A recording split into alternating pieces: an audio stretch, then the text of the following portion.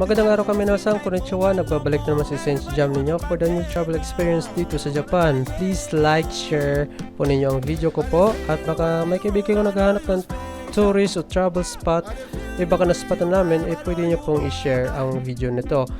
At huwag kalimutan na follow po sa ating Facebook page, sa Instagram at sa ating YouTube channel po. Kung may gusto po kayong i-shoutout ng mga vlogger, so comment lang po kayo sa comment section.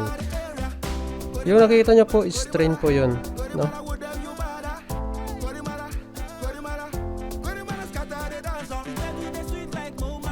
Ganda ng lugar, peaceful, walang ingay, relax lang.